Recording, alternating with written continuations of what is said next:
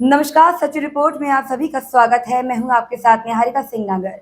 आइए नजर डालते हैं आज की महत्वपूर्ण खबरों पर। भाजपा की परिवर्तन संकल्प यात्रा का सिकंदरा पहुंचने पर भाजपा कार्यकर्ताओं ने गर्मजोशी के साथ स्वागत किया।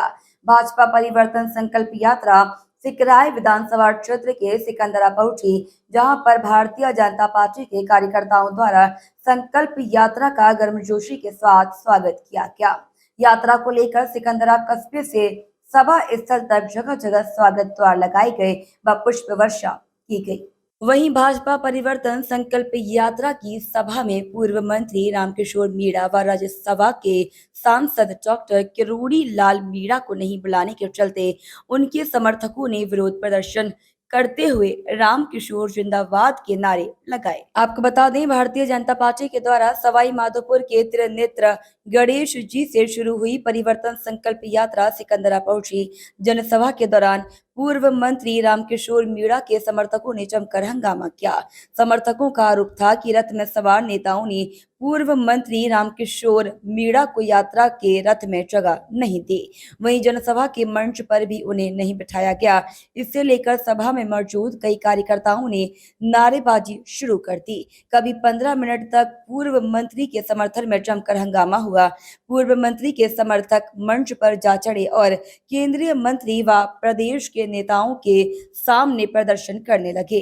केंद्रीय मंत्री ने मोदी सरकार की उपलब्धियों को गिनवाते हुए आने वाले चुनाव में भारतीय जनता पार्टी को भारी मतों से विजयी बनाने का संकल्प लेने की बात कही। सांसद जसकौर मीणा ने कहा कि राज्य सरकार महिलाओं पर हो रहे अत्याचार पर अंकुश लगाने में नाकामयाब साबित हो रही है। ऐसी भ्रष्ट सरकार जो जड़ से उखाड़ फेंकने का संकल्प ले। सिकराय विधानसभा में पिछले 15 साल से चली आ रही भ्रष्ट सरकार की विदाई तय है। इस दौरान भाजपा के वरिष्ठ कार्यकर्ता अमर सिंह कसाना ने धन्यवाद ज्ञापित करते हुए सभा को विसर्जित किया। सभा में गौरी देवी पाटन, ललित रायपुरा, लक्ष्मी नारायण डोरिया, पूर्व विधायक गीता वर्मा, डॉक्टर कल्याण सहाय भंडारी, कैलाश वैरवा, ललित लकवाल सहित भाजपा के तमाम पदाधिकारी व कार्यकर्ता मौजूद रहे। गृह मंत्री खुद मुख्यमंत्री है और महिला बाल विकास मंत्री आपकी सिकराय की विधायक है, लेकिन इनके आंसू नहीं आए, इनके दिल के अंदर गहराई नहीं उतरी। मैं कहना चाहती हूँ आपको, जहाँ महिला बाल विकास की बात है, मुझे भी अटल जी की राज में आपने महिला बाल विकास मंत्री बनाया था। राजस्थान ही नहीं, हिंदुस्तान के कोने कोने में जाकर महिलाओं की इज्जत बढ़ाना, महिलाओं का सम्मान कराना और बेटी बचाओ बेटी पढ़ाओ का नारा हमारे यशस्वी प्रधानमंत्री ने दिया। लेकिन उसी का परिणाम आज है कि हमारी बेटियां पढ़ रही हैं। उसी का परिणाम है कि हम जैसी महिलाएं, छोटे परिवारों की महिलाएं आज एक राजनीति की कतार में भी खड़े होने की हिम्मत करती है। मैं आपको ये कहना चाहती हूँ भाइयों कि आज हमारा दौसा संसदीय क्षेत्र, जिसमें दौसा जिले को ही यदि ले लें, तीन मंत्री हैं, तीन कैबिनेट मंत्री, और ये कैबिनेट मंत्रियों के सहायक, इनके सहागिर्द केवल जनता को लूटना और धोखे की बात करना ये जानते हैं। प्रधानमंत्री सड़क योजना में 133 किलोमीटर सड़क हमने दौसा जिले को दी है, जिसमें 60% भारत सरकार का है। लेकिन इनको भाटा लगाना बड़ा अच्छा लगता है, भाटे पर नाम लिखाना बड़ा अच्छा लगता है। सेंट्रल रिजर्व फंड जो पूरा का पूरा भारत सरकार देती है, लेकिन इनके मंत्री उस पर भी भाटा लगाने में आगे जाते हैं, क्योंकि इनको भाटों पर नाम लिखना है, जनता के दिल पर नाम नहीं लिखना, जनता का भला नहीं करना, जनता के प्रति संवेदनशील नहीं होना, किसान के प्रति संवेदनशील नहीं होना। ये दिखाता है कि ये केवल कुर्सी के लिए लड़ रहे हैं। इनके घर के अंदर जो भाटा बढ़ाई हो रही है, भाटा बढ़ाई, अरे 2 बार हुए जो बड़े जरूर है, लेकिन इनके जो भाटा बढ़ाई भी जोरदार हो रही है कि इनका एक नौजवान नेता उसको निकम्मा, उसको निकारा और क्या क्या उपाधियां दी, लेकिन शर्म चली गई। और वो शर्म इस तरह से गई कि पुनः पैरों में पड़ करके आज जनता को गुमराह करने के रास्ते पर चल पड़े।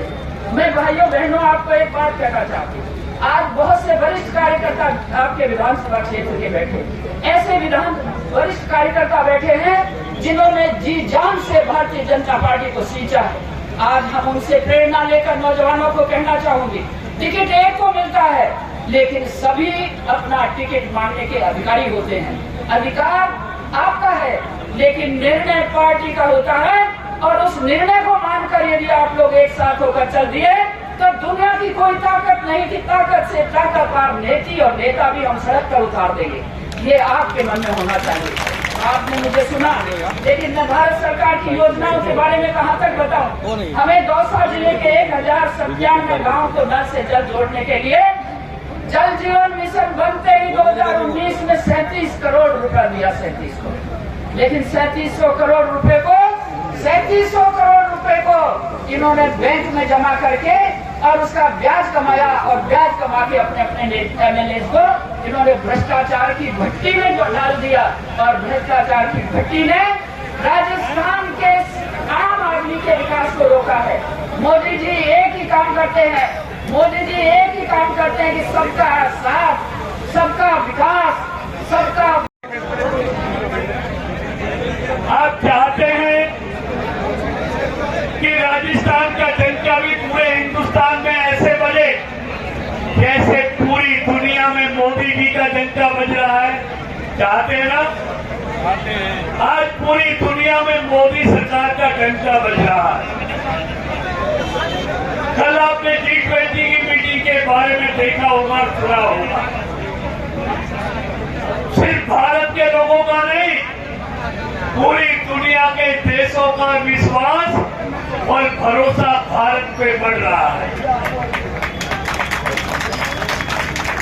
क्योंकि आपने देश का नेतृत्व एक ऐसे मजबूत और ईमानदार आदमी के हाथों में दिया, नरेंद्र मोदी जी के हाथों में, जिसके हाथों में देश का खजाना भी सुरक्षित है, देश की सीमाएं भी सुरक्षित हैं और देश का सम्मान भी सुरक्षित है।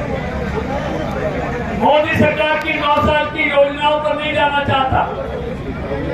मित्रों, मैं इतना कहना चाहता हूं, आजादी के बाद 70 सालों में जितना काम हुआ उससे ज्यादा काम नरेंद्र मोदी की सरकार ने 9 सालों में किया। अगर मैं हाईवेज की बात करूं तो 70 सालों में 91,000 किलोमीटर हाईवेज बने, और इन 9 सालों में 53,000 किलोमीटर नेशनल हाईवे बने हैं। पहले 12 किलोमीटर प्रतिदिन बनते थे, आज 36 किलोमीटर प्रतिदिन। अरे काय हो? मेडिकल कॉलेज कितने बने? उनसे ज्यादा मेडिकल कॉलेज इन 9 सालों में बने। आज वंदे भारत जैसी ट्रेनों की गति देखो, इलेक्ट्रिफिकेशन देखो, ट्रेनों की साफ सफाई देखो, रेलवे स्टेशनों का उद्धार देखो, किस किस की बात करूं। और मित्रों, सबसे बड़ी बात, अगर मोदी जी की सरकार नहीं आती तो क्या ये कश्मीर से धारा 370 हट सकती थी? अयोध्या में राम मंदिर का निर्माण इस तरह भव्य तरीके से हो सकता था? आज काशी विश्वनाथ का मंदिर हो, सोमनाथ हो, केदारनाथ हो, बद्रीनाथ हो, उज्जैन का महाकाल हो, उनके स्वरूप जैसे निखर कर आए, ऐसा स्वरूप बन सकता था? तो आज सबसे बड़ी बात है, आज दुनिया में सबसे सस्ता तेल अगर रसिया से कोई ले रहा है तो भारत ले रहा है।